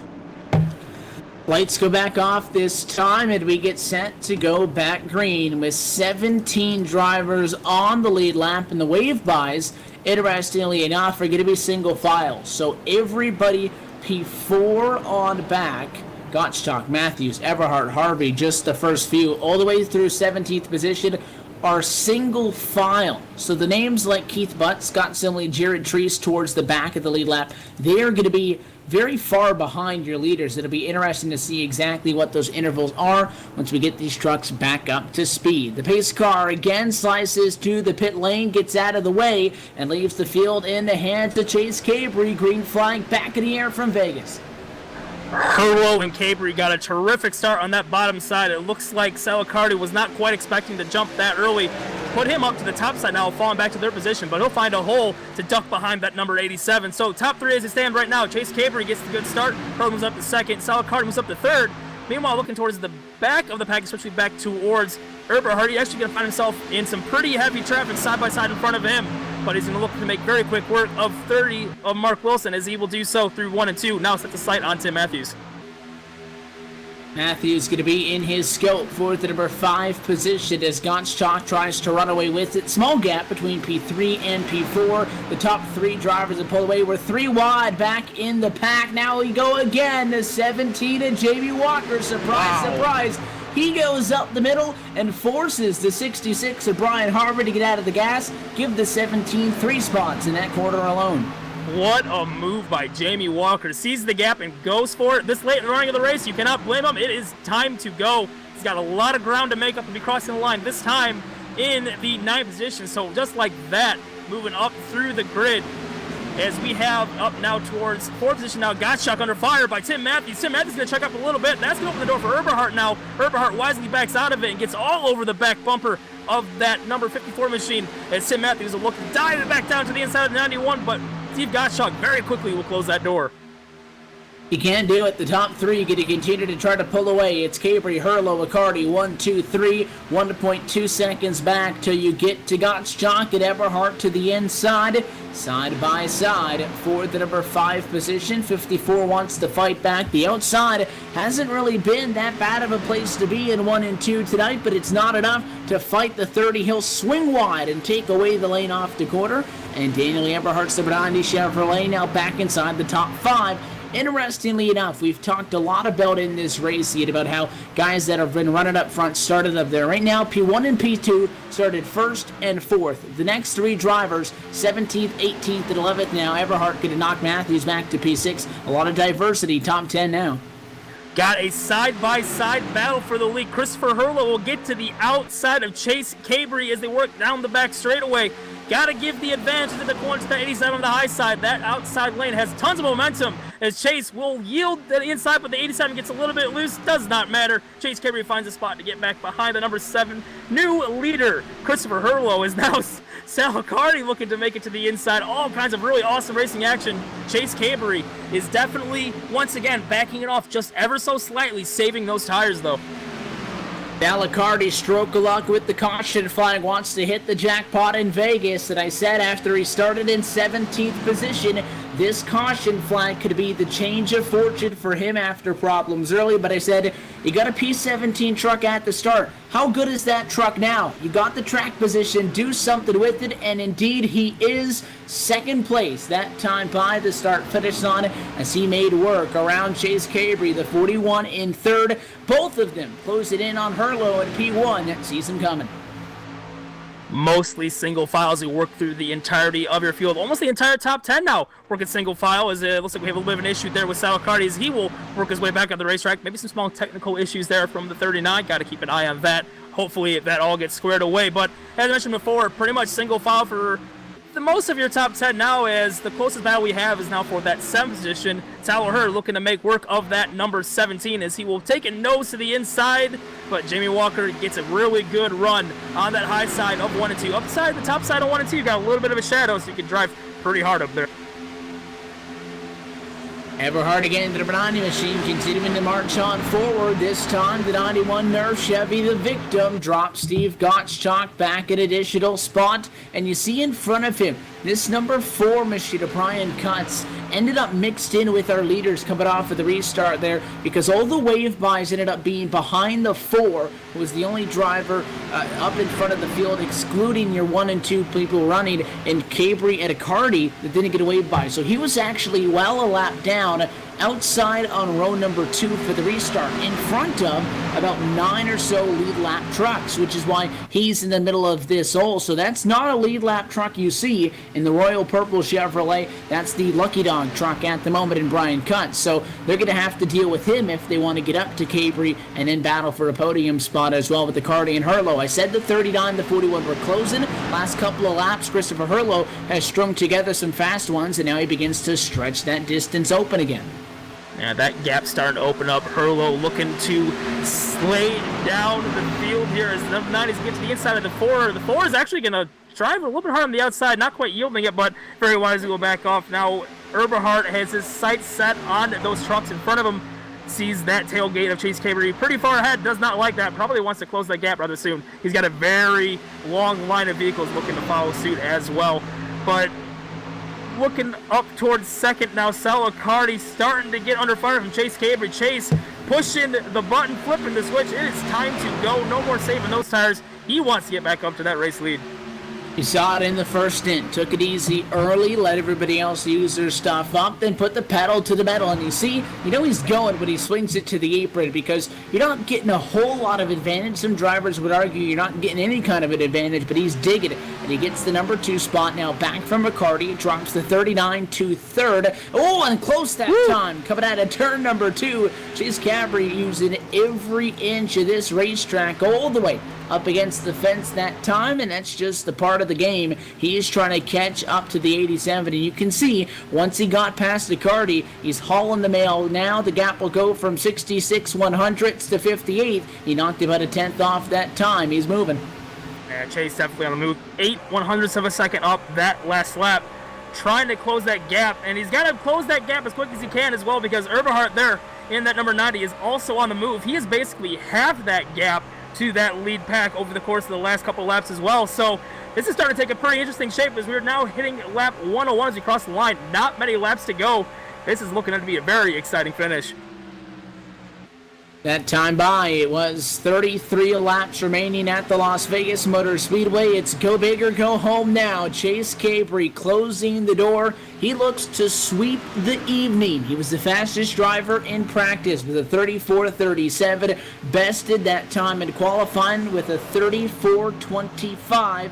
He wants to sweep the board and get the win as well. All that stands between him and that at the moment is Christopher Herlo, who's going to steal the perfect night. Herlo, top 5 truck, all race long, played the cards right, and now leads at Las Vegas into the final stint of action. 2 very different lines. The 87 up on that second seam on the racetrack, closer to the outside wall, while Cabry works the bottom seam to the white line on the inside. Yeah, it looks like Christopher's trying to find a little bit of speed on that outside, but unfortunately for him, I think his tires are pretty used up now. He's really trying his hardest to find that little bit of extra speed it's going to take to hold off this 41, but really, if you're talking realistically, it's just a matter of time. Just like that, Chase Cambry now all over that back bumper of the 87. He's going to look to take the dive as they enter turn number 1, but Herlo is going to hold him off relatively well on corner entry, but he's definitely not out of the woods yet. K41 is now all over the back bumper. It's just a warm-up. He was trying to see how much resistance he would get. The 41 machine didn't get it that time. Herlo was able to clear himself down at the south point at turn 2. Tight that time to 4. Back to the bottom. Side by side. 30 laps to go in round number 3. Oh, trouble. Cambry on the bottom. Tyler Herr entering pit road in the number 19 is going to spin it around. Catches a little bit of contact as well. I don't know who hit him or what he hit, but there is definitely caution. It is actually going to be got the hit by 17. Jamie Walker. Jamie Walker runs into the back of the 17 in a very close call, but no caution as that car was parked sideways in the grass. Eberhardt looking to split this run in half and get the best optimal amounts of tire that he possibly can. But just like that, Tyler Herr's race has pretty much gone up in smoke. He's going to have a penalty, I'm sure, and he goes back out on the racetrack, and we'll see what happens. So, no caution. Interestingly enough, Vegas is a pretty tricky place to get onto the pit lane. We saw a couple of people get sideways on their own, trying to cheat that apron just a little bit. It's not a track where you can dive to the apron, then get on the binders. You got to start checking up, and if Herr was trying to surprise these guys and not let them know he was coming down, it's easy for somebody like a Jamie Walker to not know, but it looked like Herr came over the radio, said he was coming down. Jamie Walker, I think, is lucky to not have more damage than the Mountain Dew Chevy and P5. He hit him pretty good with the left front, but the truck looks rather okay. Shake up towards the front of the pack as well. The 87 Christopher Herlo has pancaked the right side of that vehicle. I don't know when it happened or where it happened, but over the course of the last couple of laps, Christopher Herlo is going to take heavy right side damage, and if he's looking to close this thing out and possibly get back up to that 41 on this next pit stall, that's most definitely not going to help his case, as he will now bring it into pit road. Curious to see if he still has a restart. Don't know what he has left in the stable of that 87, but that right side damage is very, very heavy. They come down for service, and you have to think, if you want to come down and get anything fixed, how much time is it worth, or do you just get your tires, get your gas, and go? This is the final required service on the evening, barring any caution flags. That would mix things up, but give us some additional trips down to the pit lane. This is all you need to make it to the scheduled distance of 133 laps under green. Chase Cambry, though, again, not coming in quite yet. He stays out on the racetrack in front of the field and leads. How long out there is too long, though? How much longer would you suggest that he waits?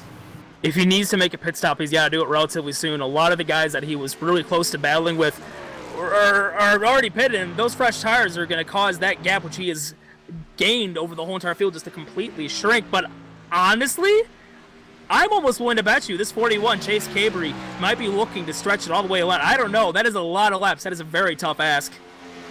Well, I'll tell you what, we saw the first stint of this race go 27 laps, and we have just under now 27 laps to go in this race, if not still more than that. So, it's tight. I don't know. I think that if he could make it that way, you're going to have to check the fuel cell out post-race, but it's a strategy nonetheless. It is a very opportune time to say the good old roll the dice, but no, he is down pit road.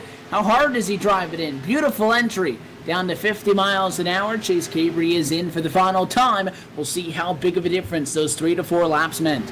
Chase Cambry in that 41 is going to fold as he enters pit road entry. 41 is now looking to make his final pit stop of the race, but not pitting earlier with everyone else. He's going to lose a lot of ground. He's going to have a very, very hard charge required to get back up towards the front. Will now stop perfectly in his pit stall as he will now actually take right sides. I was almost thinking he wasn't going to take tires for a second there. It took a long time to get the right sides up, but it will go up and down. Left side's up now. That 41 looking to close this thing out, but he is going to have a very, very big gap to close. As here comes Eberhardt across the line now as Chase Cambry exits. There is the car he needs to chase down, going by him on the right side. And he is again on the bottom of the racetrack and not up to speed. So that is a huge amount of time that those laps staying out on track. And I'll give him the pass at the beginning of the race, but he liked to stay out a lot longer. But you knew that without any sort of strategy playing, coming in here late, because no matter how you say it, right, we hit the reset button at 50 laps to go with that caution flag right after the pit service was completed. We knew that everybody needed one more stop, And this time, staying out those extra 3 laps bit him because he lost plenty of spots. Now we wait for Salicardi to pit, the 39, only driver on the lead lap who's still out there. He did stretch it out pretty far on that last pit sequence as he decided to pit very last lap before we decided to go green. So if anybody is going to try to stretch it out, Sal's going to be the one to stretch it out. But if he's got to save this much gas with this many laps to go, as you're going to see the 90 go by him now, that's the truck he's going to want to try to beat if he stays out. He might lose that ground in the next couple of laps here. This is going to be interesting to see what happens with the 39. Salicardi wants to see a yellow, but now Daniel Eberhardt unlaps himself. You'll shortly see Matthews, Herlo, Cabri, and so on and so forth do the same. And then at that point, a yellow's not going to get you much because they're going to be right there with you. When even if you come back down for service, and you expect them to as well, as a tight squeeze there with Herlo coming through on the bottom. If you're not straight up faster than these guys, at this point, once they start unlapping themselves, you might have to just abandon that strategy. But I think, once you stay out this many laps, if your strategy's not going to work, there's really no point of coming it out because you've lost so much time, you might as well just stick it out. I absolutely love this build and the dynamic it brings to the race now, especially with the tires wearing off as it is. Looking through your entire top 3 cars here just are now unlapping themselves, running 31.1. So you got to look back to that 41 Chase Cabri on those fresh tires. He's in the 0.6 bracket, probably now about the 0.7. So we have 2 games going on. Can Sal save enough gas and hold enough ground to retain the lead here in the closing laps? Can Chase Cabri close his gap and get back up to his closest competitors? Because if that 39 cannot make it, the race for this win is going to be Daniel Eberhardt, but he's nearly a full straightaway ahead. That is a very big gap to close up. And it'll be difficult for Herlo to try to focus on catching Daniel Eberhardt because he's got that mirror full of Tim Matthews. Matthews has followed off just a little bit. The 39 machine to Salicardi accepts defeat. He brings the Haas Automation number 39 Chevrolet down to pit road for the final time inside of 20 laps to go. And now we'll get an updated look at the accurate intervals between your drivers. Right at 1, 2, 3, 4, and 5. It'll be Eberhardt, Herlo, Matthews, and Cabri.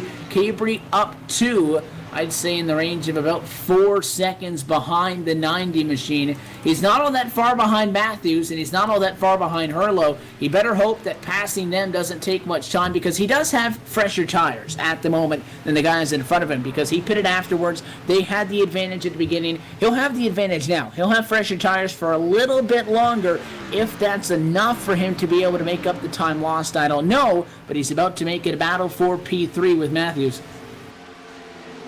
Looking at about a 2.5 second gap to close up with about 4 to 5 tenths a lap faster. I think this is very much doable, but you were right. It really is all dictated based on just how quick he can get around Matthews. Matthews is now going to be running through the top side of the front straightaway, and Chase Cabri is going to take the opportunity to go all the way down to the apron and gain that inside line of 54. Very quick worth of Tim Matthews. Chase Cabri is going to make. How much tire does that 41 lap left, and can he close his gap out? But I tell you what, Chase Cabri is flying. 15 or so laps to go, and they hit the line this time by. It's coming down to crunch time. It looks like he may just have enough time to surprise us after all. He took over the number 3 step on the podium that time. Next on lap is going to be Christopher Herlo, and even with making that pass, which you would expect would have cost him some time, he executed it well. That while making the pass for P3, he also gained 0.4 of a second on Daniel Eberhardt up at the front of the field. Needless to say, he's moving. Herlo going to be the next driver he catches. Again, how long it takes him to navigate the 87 could be crucial for Daniel Eberhardt if he wants to run away and win this race. But that battle for P2 going to start this lap, I would imagine, because he's really close in, knock another 0.3 off the board that time. Getting pretty close to Christopher Herlo in 87 now, and Herlo is also about 0.2 of a lap faster than Eberhardt. We could be seeing a 3-horse race for the lead here in the closing stages of the race, working on lap 119, 120 when we cross the line, coming down to just a couple bits of, you can almost count on one hand how many laps you have left, or 2 hands rather. It's getting pretty exciting here as now Chase Cabri is going to get all over the back bumper of that 87. Let's see how quick he can get around him. That's going to very much determine if he can get to it. 87, however, not pulling over just yet. He's going to drive it into one really hard. Chase Cabri still all over the back of Chris. And while they battle for second, they both close in on Daniel Eberhardt. So that is bad news for the number 90 machine. The 41, by far and large, fastest truck of these three, close to the left rear.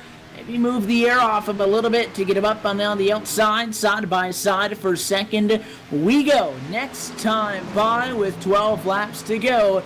Chase Cabry. We counted him out. He stayed out late. He lost plenty of time. The tires now in his favor.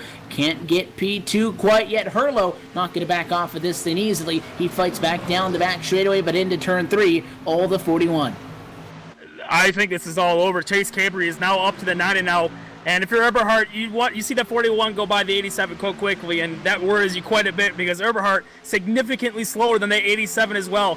Chase Cabry now making that dive to the inside of the 90, side by side for your race lead. Chase Cabry rolling the dice, paying a little bit of a gamble here on that tire strategy. Evan and I are both skeptical about it, but it looks like it is going to be the right call, barring any cautions late in the going. Down to the inside, Eberhardt not quite willing to get it up that hard, but just like that, fresh tires, you got nothing for that.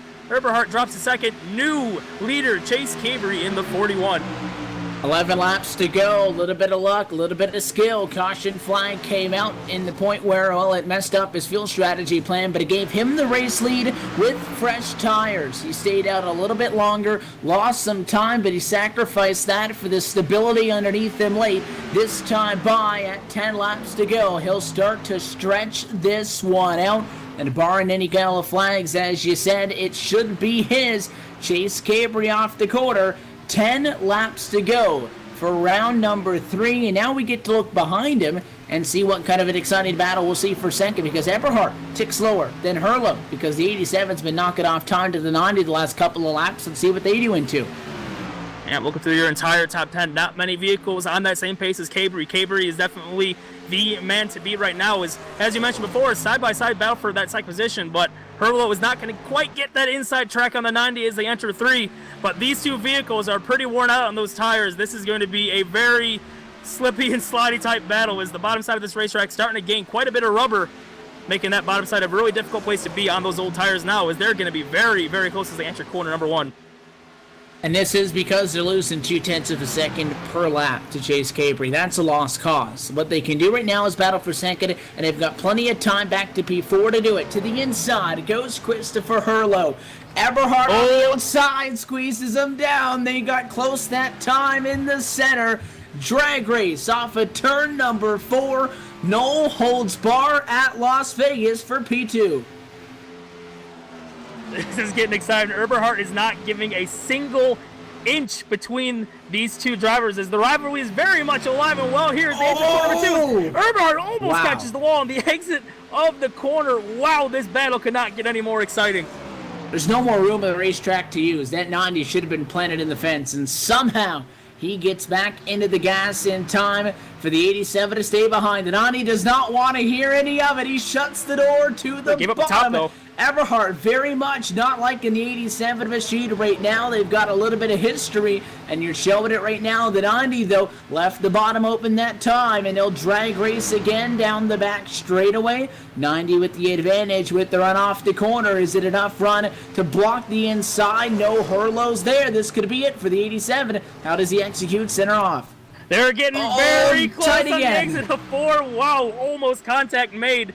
It's very difficult to complete a pass on the bottom side when you don't have the tires to get it done. It's really going to be a matter of who makes the least amount of mistakes here. Both of these drivers giving it every single bit of what it is worth left on these Goodyears. As now contact will be made on the exit of the corner, side by side, still as we work down the back straightaway. Wow. You talk about guys going at it, and we know there's bad blood. So far, it's been good, hard, clean racing. He gets to the left rear. He'll push him high that time off the corner. This time around, 5 laps to go. Race leader now out by 2.4 seconds, but it is a whale of a fight for second on track, and Herlo this time inside in 1 and 2. Got him. He'll get the spot. Eberhardt, the crossover off the corner, and side by side we go again.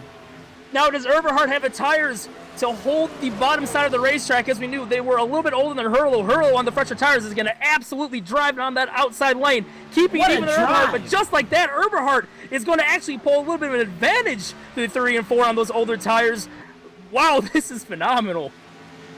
And you want to know why these guys are some of the best? You're seeing it right now. So far, they've been going at it and cleanly. This is some of the hardest racing we have seen in quite some time, and this is for the bridesmaid position. It's a battle for second, the 90 on the inside. The tires barely holding up on the bottom. This time, he'll push high. The 87 there's contact up there, more contact. This time around, they'll take lap 131 and 3 to go. And Hurlo almost clear, but not quite. Eberhard relinquishes it, P2. He'll have to drop back in line, give Hurlo the number 2 position. Yeah, Hurlo had it into number 1.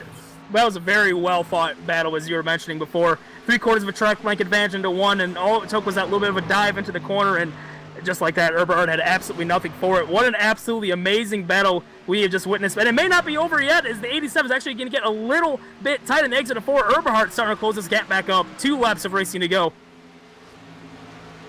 2 to go, race leader. Now 3.6 seconds out in front of the field. So Eberhard had to give up the number 2 position. Is he done, though? Wants to give up one final stand, but I think that it's just not going to work out for him. Hurlo about a truck length in front. They'll take the white this time by. No more cautions. We race to the checkers as the 41 of Cabri comes off at turn number 4 for the penultimate time in Las Vegas. White flag will fly. Battle for second, though, still very much alive. Can Eberhard do it? He's going to drive it in hard if he wants to. They stay single file. Down in 1 and 2. The Nandi swings lower. It's not going to happen at this end of the racetrack. It's got to happen back down in turns 3 and 4. It'll be one final push for Eberhard. He'll drive it in hard, but he'll come up short. And off of quarter number 4, Chase Cabri's number 41 Toyota Tundra sweeps the night winner in Las Vegas. Eberhard's going to get to the inside of the 87, but it is not going to be enough. Hurlo bringing home in second. And Daniel Eberhard will come home in third. Jamie Walker is going to make work of the 33 on the high side and actually gain the 4th position. And 5th will go to Aaron Bennett. So a lot of the names we're seeing up towards the top of the points table all having solid finishes here at the Las Vegas Motor Speedway. What an exciting race. I'll tell you what, that battle for second, one of the hardest we have seen all season long. And Chase Cabri proved that, well, through adversity, and, well, a couple of curveballs were thrown at him. And, well, he thought that he had the strategy to win the race. The best thing that he had was he had the best truck. And when the best truck starts up front and sweeps the evening, you know that you did it justice. Chase Cabri, fastest driver in practice, fastest qualifier tonight at Las Vegas. He spins the roulette wheel and wins. P1 in Las Vegas, a spectacular night for the number 41 Toyota, and fittingly so, he'll burn that baby to the ground on the front straightaway and celebrate. So 3 races down in 2016. There's still plenty to go before we start talking about a championship, but Chase Cabri showing tonight, well, he needs to be considered a threat week in and week out. The good news is we'll talk with them in a moment when we return to the LSRTV post-race show from Las Vegas. We'll step away, be back in a moment. Your winner is Chase Cabri. You're watching LSRTV's coverage of the United Sim Racing Truck Series presented by BNC Lawn and Landscape and the USR Cobalt 200 wrap-up when we return.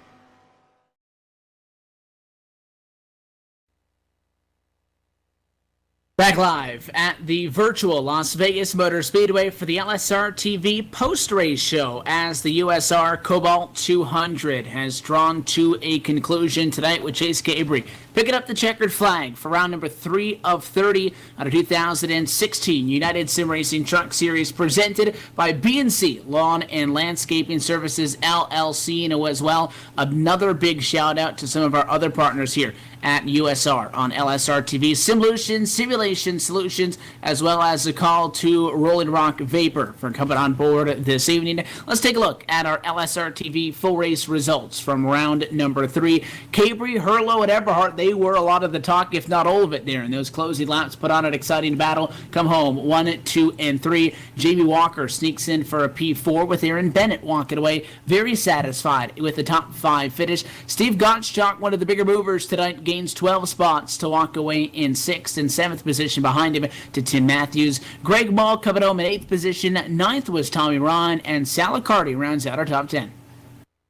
Michael Priester really didn't speak much about him. However, he started 22nd and brings it all the way up to the 11th position to finish out this race. Brian Harvey will finish in 12th, Scott Simley 13th, Keith Butt 14th, Ashton Crowder in 15th as the last car on the lead lap. Jared Treese will be the first car one lap down, finishing in the 16th position. Tyler Herr will round out in 17th after having a little bit of a tough luck coming into the entry of pit road late in the going. Mark Wilson will finish in 18th, Stephen Herring in 19th, and Brian Cutts will round out your top 20.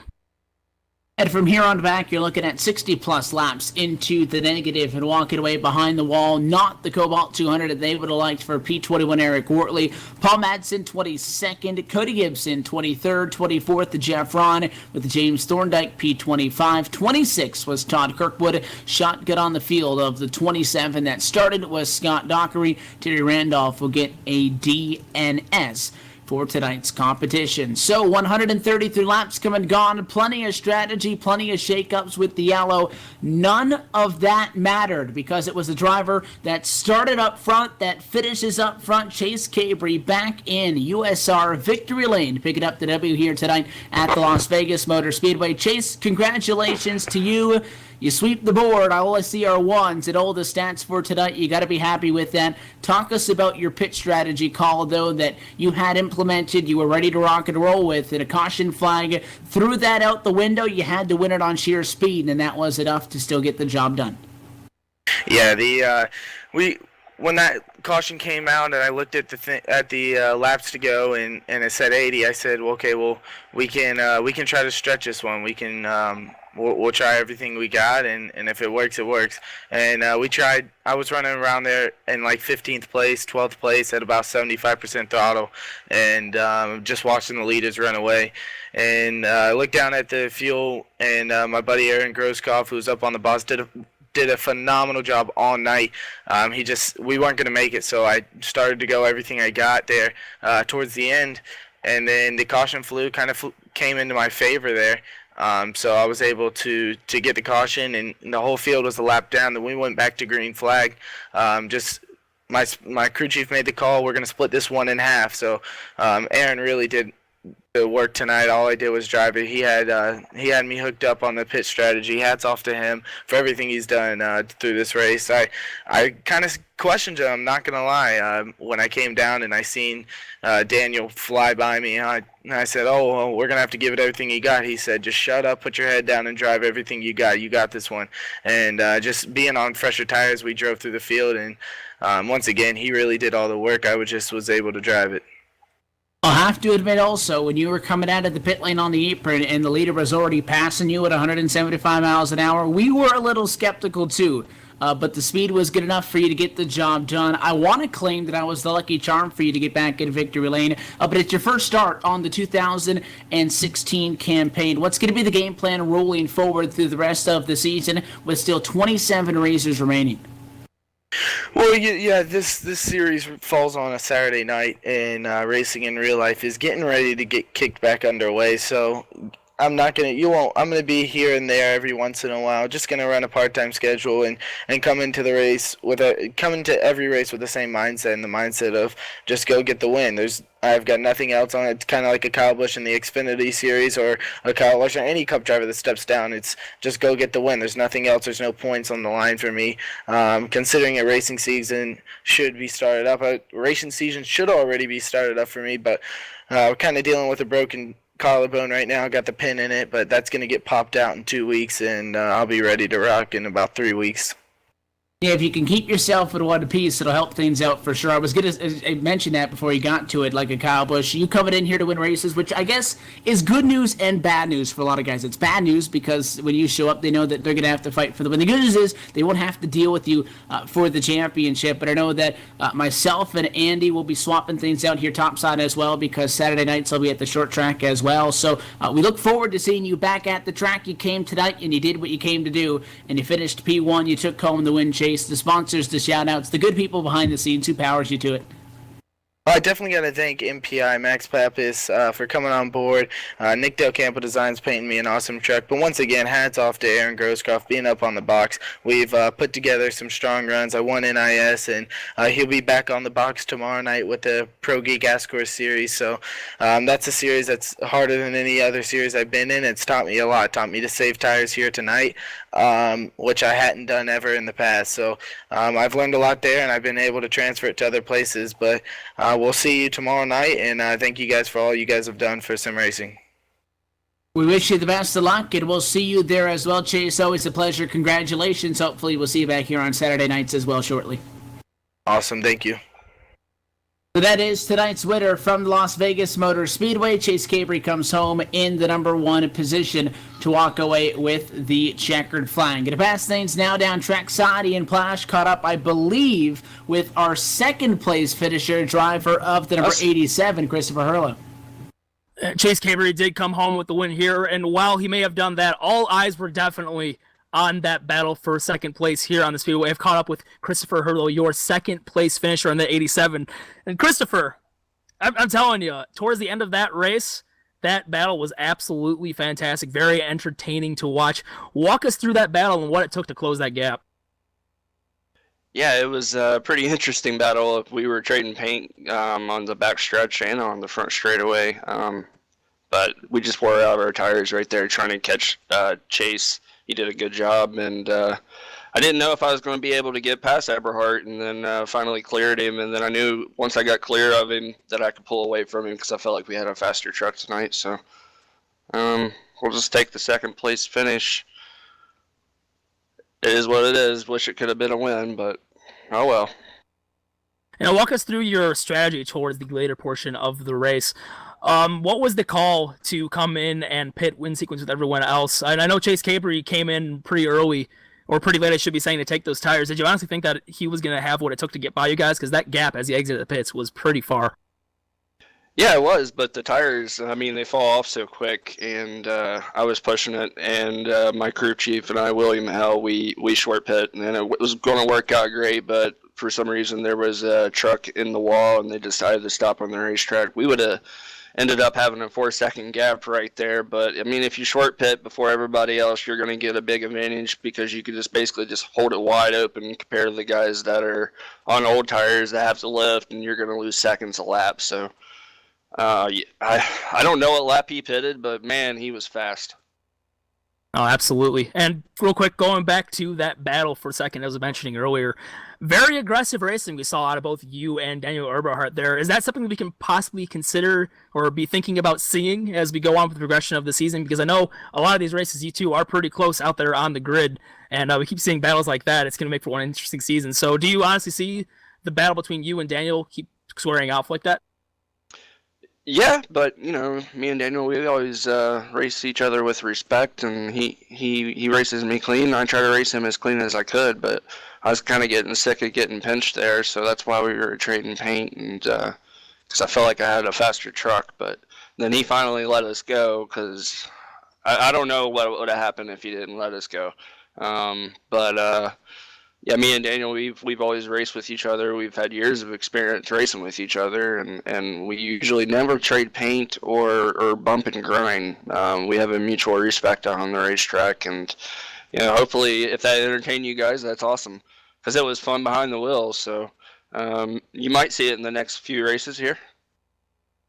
No, most definitely. It was a lot of entertainment there. Very fun to watch. Real quick, before we send it back to Evan, who's caught up with the third place finisher, Daniel Eberhardt.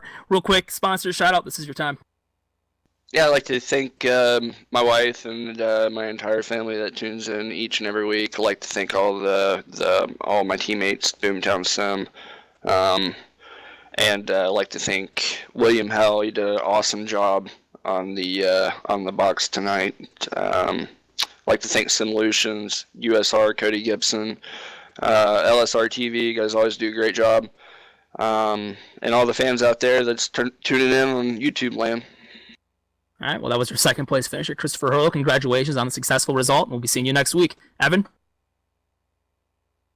And we're caught up with the driver that was on the other end of that conversation. It is going to be a number 3 finish tonight for Daniel Eberhard, who made it side by side at the line. Daniel, congratulations first off at a good result, but you were not going to give that P2 up without a fight. Talk us through that battle. Well, first off, I want to go ahead and thank Aegis Motorsports. We got a good truck tonight. I think we had the truck ready and set up to win, and just tires, man. Tires. That's what it came down to, and I had to short pit because cautions, like every single race, man, just never fall in my way. Just never fall the right way, and David Washington had me and Ashton Crowder hooked up tonight, and about the battle with second, I mean, I kind of just had to give it up before I was going to get dumped. I mean, when you race somebody and just keep going off into the corner and dooring them, sooner or later somebody's got to get smart about it, and I had to be the smart one. And if I could have got back to him, I was trying to get back to him. I think I had the faster truck. I know I had the faster truck because I knew that he was wearing his stuff out trying to get to me. It's so hard to pass. It was definitely an exciting battle for us top-sided based on what we've seen not only here but several other nights, so we could expect that excitement to continue throughout the season. But speaking of that, we're through 3 races now. You pick up the first top 10 result, top 5 result for you on the season so far, so it hasn't been quite the kickoff to 2016 that you would like, but there's plenty of time still to go. You have led, though, a quarter of the laps run. You just haven't quite got the results that you maybe should deserve, being 12th in the championship now through 3 races. I know you talked about the caution flag and everything, just not falling in your direction and the tires just not going your way. Outside of hoping for you to get some good luck as opposed to bad luck, what can you take away from so far these first 3 races and try to maybe change or work on into the next round at Phoenix next Saturday night to hopefully continue to get these kind of good finishes? Well, Chase is always going to be fast. I mean, yeah, me and him are pretty much equal on these trucks at some tracks, and some tracks like tonight he just could get out there and go, and I just think I just need to learn that who I need to race around pretty much. A solid result for you on the Phoenix next Saturday night. How'd the trucks feel though on the new package? They didn't really change much. The truck still has plenty of grip. I wish they would take it away. I just feel like you could pass more if you didn't have as much downforce. It feels like you're driving an Indy car with 3,400 pounds. So it's really annoying to have something that's so locked down to the track where you can't see the Cup car. You can make it swerve and go up under somebody and make the car loose. You can't do that with a truck. It just wants to stay planted. Well, I'll tell you what, for all things considered in the first couple of races, walk away on the podium tonight. It's a decent result for you guys, and I know it's something that you guys can build upon. We wish you the best of luck at Phoenix. Before we let you go, anybody you want to give a shout-out to? Yeah, Aegis Motorsports, you guys, LSRTV, Evan, and now I see that you got a new guy up here, Ian. He's good. I watch his show sometimes. And Cisco, y'all do a fantastic job. USR, BNC Landscaping that sponsors the series, and then Simlutions, what all they're doing for esports and simulation racing is great. They were a big partner of us tonight as well, and as well for these first 6 races on the championship. Daniel, thanks for sticking around and chatting with us, though. Thanks for putting on a fun show there at the end. Congrats. We'll see you in Phoenix. Thanks. It is your third place finisher, Daniel Eberhard, and with that, tonight's action draws to a close. We heard from both drivers on each end of that fun little battle we saw for second, and based on what I heard, I don't think that's going to stop anytime soon, which means that we're guaranteed to be in for a fun 2016. Now, hearing both sides of that story, you can definitely tell there are definitely 2 sides of the coin. They're both drivers feel, and they were both faster than the other, and if that's how they're going to approach the rest of the season between these 2 battling that close on the racetrack, we're going to be seeing some fireworks, that's for sure. All in all, though, absolutely love this race. This track, once again, proves why it's one of my favorite tracks to watch racing action on this service. There's just so many options, so many things you can do with strategy, lanes. It's so much fun every time we come here, and I can't wait till we cover another race here on LSRTV when we come back to Vegas. You're somewhat new to the LSRTV team, and you're the more driver analyst-esque person than me. So I'll ask you this: we go to Phoenix next week, and I talked about this when we were at Phoenix just a couple of nights ago as well. I kind of hesitate to call it a short track, but based by our standards, it is a short track. So we're going to go to Phoenix next Saturday night. Going to be round 4 of 30 in 2016. What's going to be a key going into that one, and what kind of race will we expect? Coming to a racetrack like that, especially when you get these trucks who, as Daniel was mentioning, has a lot of downforce on it compared to some other vehicles, has a lot of grip. You're going to be seeing a lot of really close racing action at Phoenix, and in a track that is as short and in many sections of that track as tight, it's going to be causing quite a bit of fireworks as we work through that event. Can't wait for next week as we work through that race. But once again, tire conservation is going to be the name of the game. That right front tire does wear out pretty quick at Phoenix. And we hope you join us next Saturday night for LSRTV Night on iRacing Live. And LSRTV is on air this coming week, 5 nights with 6 different races over the next 7 days. Our full broadcast schedule could be found at the all-new livesimracing.com. As well, make sure you give us a like on Facebook. We're closing in on 1,000. It'll be facebook.com/livesimracingtv. Until next time, dude, that does it here from the Nevada Desert on behalf of everybody at LSRTV behind the scenes and for the team tonight. For Ian Plash and Cisco Scaramuza, my name is Evan Pizzoco, congratulating Chase Cabri on the W. Good night from Las Vegas. We'll see you next Saturday from the Jewel in the Desert.